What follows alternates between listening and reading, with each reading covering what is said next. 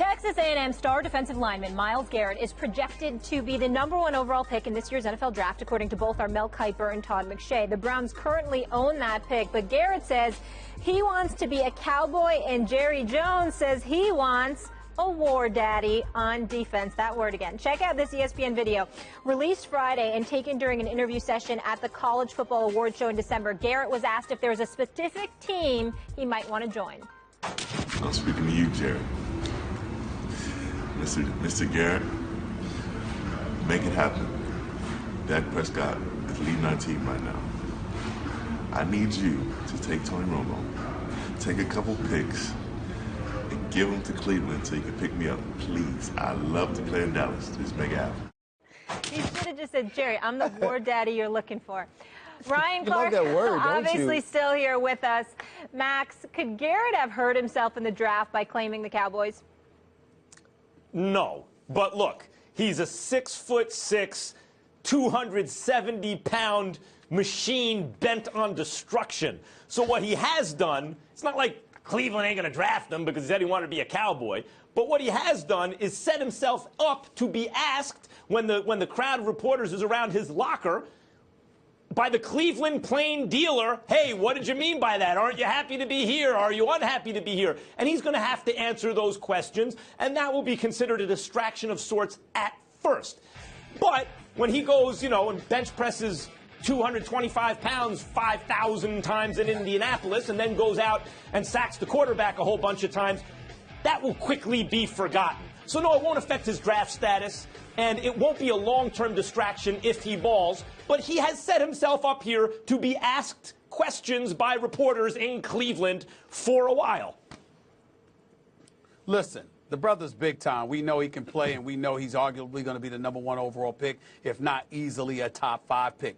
But here's how I think you hurt yourself. When you make it obvious where you want to go, but you have such limited control, you not only leave yourself open to the scrutiny, but at the same time, you got to wonder, like, for example, if I'm the Cleveland Browns, I'm looking to trade that #1 overall pick, even if it is him, because he clearly doesn't want to be there. And you always got to wonder about that when a job as hard as the job you had, Ryan Clark, where, a lot comes with playing the game of football, a lot of dedication, a lot of focus, and you got to be enthused about performing. You got to be enthused about going out there and flat out balling. And this dude talking about, don't even get me started about him wanting to be a Cowboy. As far as I'm concerned, he contaminated himself. He's destined himself to misery, because that means he's probably not going to win for another 22 years, for crying out loud. But having said all of that, in all seriousness, I do believe you hurt yourself when you're very transparent about a specific place you want to go to. It's one thing to say you don't want to go to this particular organization. It's one thing to make it known that this is where you want to go, because then everybody gets to look at you, and now we have to ask additional questions about your focus, about your tenacity, about your commitment, etc., etc. Not that he deserves it, because his body of work says that he is elite. Had the pleasure of meeting him and his dad, Radio Row in Houston for Super Bowl week. I get all of that. Good guy.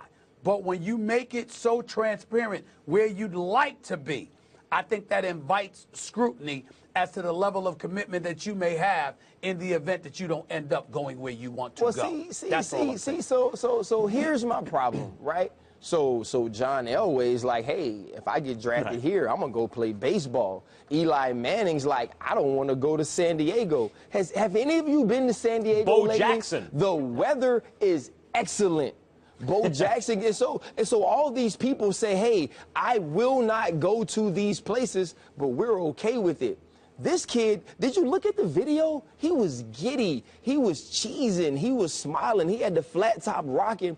He was just saying that, hey, if I had a place to go, because he was asked the question, mind you, if I had a place to go, I would love to go to Dallas. He's a Dallas Cowboy fan. He would love to play for that team. He doesn't hurt himself in any way. If you ask any young player this question, the guys who feel like, you know what, I may be marginal, I probably shouldn't hurt, well, you know, my chances, those guys will give you the politically correct answer. You know what? I'm just blessed and honored to play wherever someone drafts me, wherever someone wants me. But Myles Garrett doesn't have to do that because he is the overall #1 prospect. He is the guy who McShay and Kiper, who we love so dearly, has #1 on the board. So he can say where he wants to go. It's not going to hurt him, and it shouldn't hurt him because it didn't hurt none of these other people. Well, let me be very, very clear. First of all, I don't think you can compare the quarterbacks to a lot of these other guys. When you bring up Elway and guys like that, when you're a quarterback, you usually have a bit more cachet because it's very, very difficult to find that dude at the quarterback position, which is the most important position on a football field. I learned that from you, Ryan, so you can deny that if you want to, but damn it, that would mean you lied to me, and I know you didn't do that. So don't even try to argue with me about that one. Secondly, and more importantly, I think I'm not trying to say that the guy is hurting his draft stock in terms of him not getting drafted. I'm saying that the level of scrutiny where they're asking you questions, they're probing, they're messing with you, and you potentially making life difficult for yourself. Let's say, for example, he ended up in Cleveland, and he's having a bad game, or he gets in an argument with somebody. We're going to remember what he said in that damn video. You know what? Well, look, the real issue is you really didn't want to be here to begin with. Right. I'm just saying you invite stuff like that. That's all I'm saying. It's not a big deal. That's people who don't do their job well then. Right, that's people who don't understand that we're independent contractors. A lot of those. We're independent contractors when we play this game. Myles Garrett can want to play wherever he wants to, but the bottom line is if he doesn't perform wherever he's drafted, he don't get paid. And not he doesn't get paid, he don't get paid. And that's what it's about. The bottom line. If he balls, if he doesn't have to worry about it. You know, if he balls, eventually a 30 for 30 will be made where this issue comes up, right? Like Elway or Bo Jackson or whomever, the 30 for 30, you know, 20 years from now will be made about this issue, and this will be a small part of it. If he balls. If he doesn't ball, then it's an issue. It comes down to, is he a baller? Looks like a baller to me. Whoa. Both of you, I'm shocked in this regard. Of course he's going to ball. We get all of that. What I'm talking about is that process, that meticulous process before you get drafted, that's excessive, that the NFL is known for putting people through more than in any other sport. Those little nuances, I expect him to get drafted probably #1 overall. I expect him to be a stud. I'm just saying when you sit up there and you are flagrant in expressing where you want to go, not where you don't want to go. Stephen A., he's a kid being a fan. Sure. But to me, though, to me, it's worse if he goes, I don't want to go to Cleveland. Right, Stephen A., if he goes, I don't want to play for Cleveland. In no way do I want to be here. That would be better. That's a different thing. But just saying, hey, I would love to go to Dallas. I love Dallas. It's a team I was a fan of. He's contaminated himself, That's okay. Ryan. I don't think so. This is personal for Stephen A. He's never going to agree with you. He's contaminated himself. He wants to be a Cowboy. That tells me he doesn't want to win.